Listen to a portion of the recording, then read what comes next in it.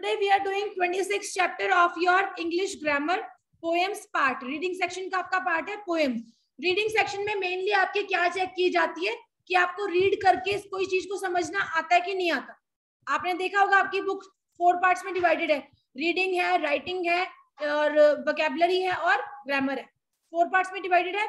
Grammar के अभी हमने एक टेंस करके हटे हैं, तो अब हम एक रीडिंग सेक्शन का पार्ट कर रहे हैं. इसमें you have to read the section. जो भी आपको सेक्शन दिया गया है, या तो आगे शॉर्ट प्रोज आएंगे, लॉन्ग प्रोज आएंगे, और अभी हम पोएम कर रहे हैं. शॉर्ट प्रोज लॉन्ग प्रोज में क्या होगा, आपको स्टेंजा दिया होगा या फिर क्या होगा, आपको एक काइंड ऑफ पैराग्राफ दिया होगा, उसको आपने रीड करना है और उस पैराग्राफ के बेस पे आपसे क्वेश्चन पूछे गए होंगे. ठीक है, तो आपको जो आंसर है वो आपको उसी पैराग्राफ में से मिल जाएगा. ठीक है, ऐसे ही यहाँ पर पोएम है. अब पोएम सॉल्व करने का क्या तरीका होता है. अगर कोई आपके पास पोएम आ गई और उसके बेस पे आपसे क्वेश्चन पूछे गए हैं, तो सबसे पहले give a quick reading to your questions. Questions को एक क्विक रीडिंग दे दो. जैसे क्या लिखा हुआ है, the poet prays to God in his country that there should be an atmosphere of fearlessness, timidness, cruelty, selfishness. जो पोएट है वो गॉड से प्रे कर रहा है कि उसके देश में हर जगह शांति का एनवायरनमेंट होना चाहिए, फियरलेसनेस डर नहीं होना चाहिए, और क्रुएलिटी होनी चाहिए, और सेल्फिशनेस मतलब लोग सिर्फ अपने बारे में सोचें, ऐसा होना चाहिए. सिर्फ अभी हम आंसर नहीं देख रहे हैं, अभी सिर्फ इनको रीड कर रहे हैं. Knowledge should be free to all. जो नॉलेज है वो सभी को फ्री होनी चाहिए. सभी को फ्री होनी चाहिए. रिच को फ्री होनी चाहिए, पुअर को रिच फ्री होनी चाहिए, या नन को फ्री होनी चाहिए. ठीक है, फिर है he prays to God with all his heart that he should guide the countryman. वो गॉड से प्रे करता है, अपने पूरे दिल से गॉड से प्रे करता है कि वो अपने कंट्री वाले लोगों को क्या गाइड करे, कि सभी मेहनत से काम करो, कि सभी आगे की तरफ बढ़ो, कि सभी सच बोलो, और सभी ऑल ऑफ दीज.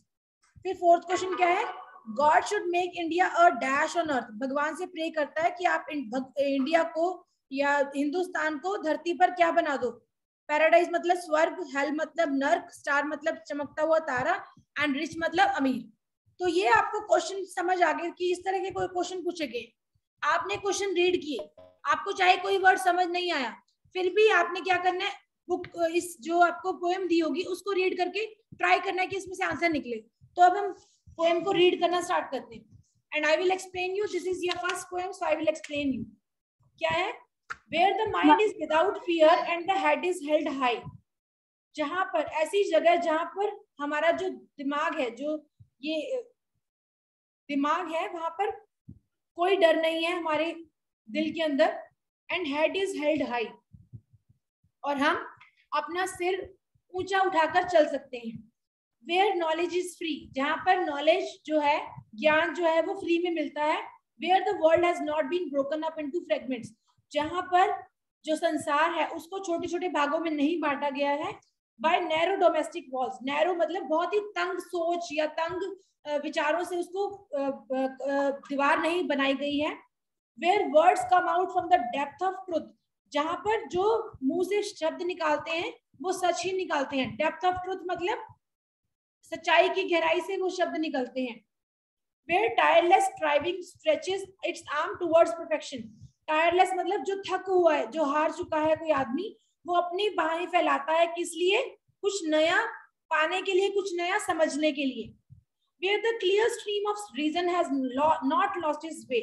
Stream का मतलब नदी, जो रीजन मतलब कारण, कोई भी कारण, कोई अगर कोई माइंड में डाउट है उसको समझने के लिए बहती हुई जो नदी है. मतलब अगर आपके माइंड में कोई क्वेश्चन है, आपको कोई सवाल नहीं मिल रहा, तो अब उसका कोई जवाब नहीं मिल रहा, तो ऐसा लगता है कि हम जैसे रास्ता भटक गए. आपके माइंड में सब कुछ गोल मटोल घूमने लग जाता है. लेकिन यहाँ पे क्या लिखा हुआ है, where the clear stream of reason has not lost its way. जो हमारे दिमाग में क्वेश्चन आते हैं, उसकी जो नदी बहती है वो अपना रास्ता नहीं भूली है. मतलब हमारे दिमाग में जो क्वेश्चन आते हैं उसका हमें आंसर मिल रहा है. Into a dreary desert sand of dead habit, मतलब कोई जो में हमारे दिमागों की जो नदी है, जो सवालों की जो नदी है, वो किसी ड्रेरी डेजर्ट में, मतलब कोई ऐसे अनजान सुनसान इलाके में ऐसे में नहीं घूमी है, नहीं गुम हुई है. Where the mind is led forward by thee, जहां पर माइंड को, हमारे दिमाग को, लेड मतलब लीड करना, जिसका नेतृत्व कौन करता है, बाय दी. THEE को हम बोलेंगे दी. और दी क्या है, एक सेक्रेट वर्ड है, पवित्र वर्ड है जो हम भगवान के लिए यूज करते हैं. अगर मैंने तो आपको या किसी और को बोलना तो मैं बोलूंगी ना you, that my way is led by you, कि मेरे को तुम गाइड कर रहे हो, तुम बोलते हो। लेकिन जब हमने भगवान को बोलना होता है कि तुम मुझे गाइड कर रहे हो, तो भगवान के लिए हम बोलते हैं दी, THEE। into ever widening thought and action, into the heaven of freedom my father let my country awake, into ever widening thought and action, मतलब वो फिर वो कहता है, भगवान से प्रे करता है कि मेरे जो कंट्री है उसको फ्रीडम करो, मतलब वो बिल्कुल स्वतंत्र हो सोचने समझने के लिए और करने के लिए, थॉट एंड एक्शन, सोचने समझने के लिए और करने के लिए मेरी कंट्री जो फ्री हो। माय फादर, गॉड को कह रहा है, लेट माय कंट्री अवेक, मेरी जो कंट्री है, मेरा जो देश है उसको जगाओ। कैसे बोलते ना कि कुछ ऐसी भावनाएं हैं या कुछ ऐसी जो धारणाएं हैं जो लोगों ने या फिर लोगों के द्वारा उसको सुला दिया गया है।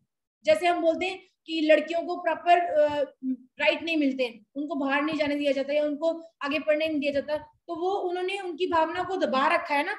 तो वो भगवान से प्रे कर रहा है, जो ऑथर है रविंद्रनाथ टैगोर, कि मेरी कंट्री को जगाओ, कि वो सभी को फ्रीडम मिले उनकी सोच को समझने की और उनको काम करने की। तो जब आपने इस पोएम को पढ़ा, अभी तो मैंने आपको एक्सप्लेन कर दिया, आपको समझ आ गई। जब आपने पोएम को पढ़ा, फॉर एग्जाम्पल आपके पेपर में कोई पोएम आ गई, इट्स नॉट नेसेसरी कि मैं आपको यहीं से कोई पोएम दूंगी, मैं गूगल से भी कोई भी पोएम निकाल के आपको दे सकती हूँ और उसके बेस पे कोई भी क्वेश्चन आपको दे सकती हूँ, ठीक है। तो अगर आपने पोएम पढ़ी, क्वेश्चन पढ़ा, आपको कुछ समझ नहीं आया, तो भी क्या करना है, आपने पोएम को 2 बार रीड करना है, फिर दोबारा क्वेश्चन को रीड करना है। क्या है question? The poet prays to God that his country there should be atmosphere of fearlessness. God से वो क्या प्रेयर कर रहा है, या लिखे है ना, where the mind is without fear, fearlessness हो, कि मेरी कंट्री के अंदर क्या हो, फियरलेसनेस हो। तो इसका आंसर क्या होगा? Fearlessness. Knowledge should be free to, knowledge किसके लिए फ्री होनी चाहिए? रिच के लिए, पुअर के लिए या ऑल के लिए?